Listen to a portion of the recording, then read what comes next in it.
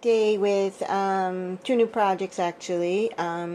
These are part of a gift for a friend, and I just like had a blast making them actually.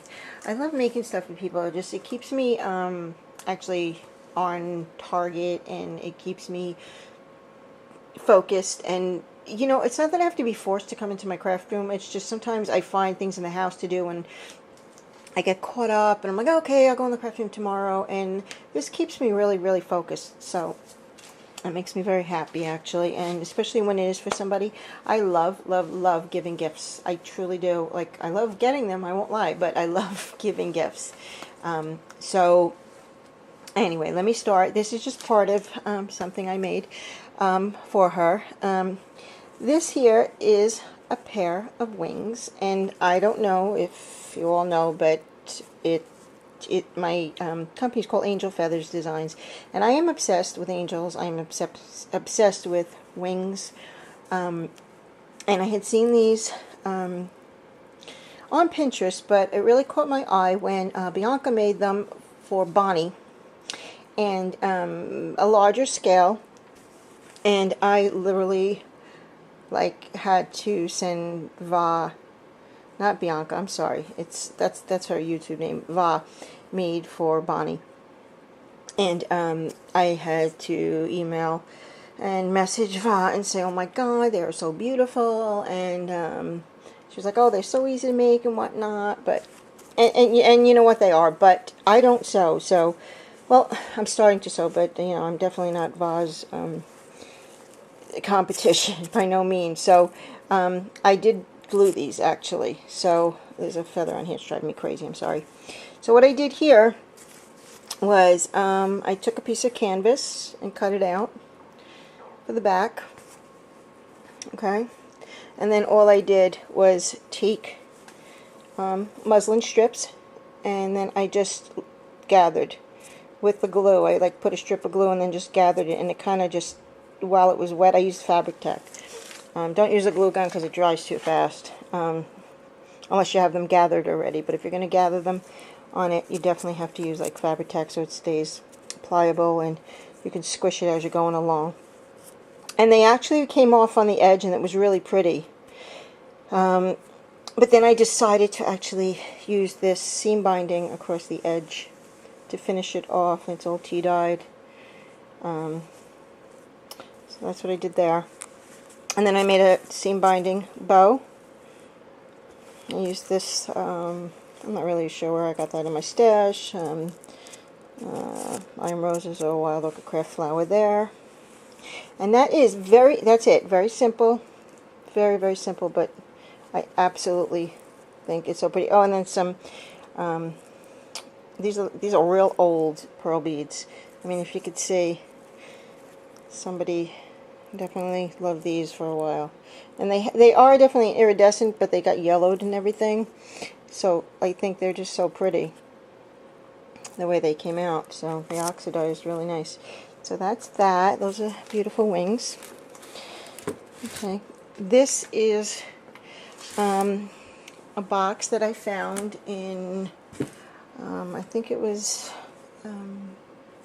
TJ Maxx or Bell's or something like that.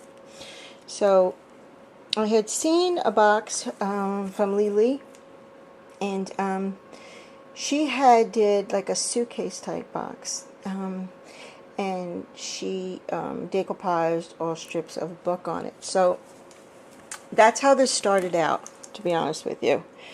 So I'll show you underneath quick. I don't know if you can see it, but I did so much other work to it that you don't really, I mean, you can tell definitely is, you know, is there, but I put the book after, I'm sorry, gessoing it and whatnot, I put the newspaper, the old book all over it, and then I just decoupaged that on, and then I Mod Podged it, and then I painted it, and I put gesso. I did a whole bunch of stuff. I gave it some spritzes and whatnot, and I really love the way it came out. Really very cool colors and whatnot. I don't know if you can see it on there, but most of it actually then is covered. So let's start with the top. Okay, so here I'm very proud of this here because this is the very first time I printed on fabric. Bonnie helped me with this. I asked her, and I think it was Annie also, and then I saw a YouTube video, and it's so simple that it's ridiculous, but I did it and I was so proud of myself. So that's what started it, and then I put her in a frame. Underneath here there's a whole bunch of stuff that actually got covered, but there is, I don't know if you can see, there's a bridal lace that I just showed in my last haul that I just found. I put that on the whole top, and then there's this whole vintage doily that's all really all tea-dyed and colors amazing on that. I laid that down, and then there's this applique under here across the corner here. I put that down there. And then under here there's a bridal, I don't know if you can see it, where am I? I don't even know where I am. Hello, there we are. A bridal applique. It goes all the way down actually, but most of it's hidden, but that's under there. And then I adhered this here, this is like a Michael's wreath, and I did a whole bunch of things on this. I painted it a couple of different colors. I crackled it, and again, no luck with crackle as usual. I mean, you can see little bits and pieces of it, and then I spritzed it, and a whole bunch of different things. And I like the way the color came out because it matches the trim, this trim here, this pink trim. So I was happy with it, and it's soft, and a little applique there. This is some tea-dyed strips here that I gathered and I put onto this flower, which is this I got years ago, Forever 21.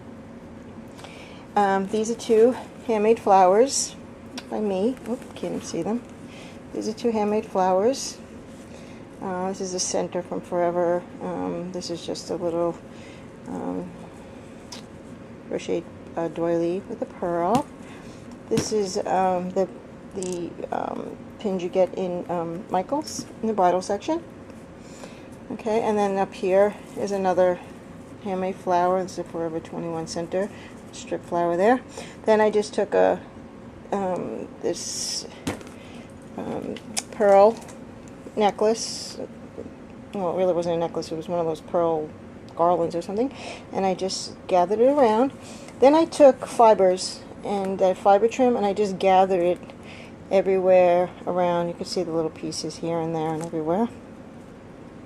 And actually, I'm sorry, but on the edge, I forgot that whole step here, I adhered this. This is a Melissa Francis trim here, and I just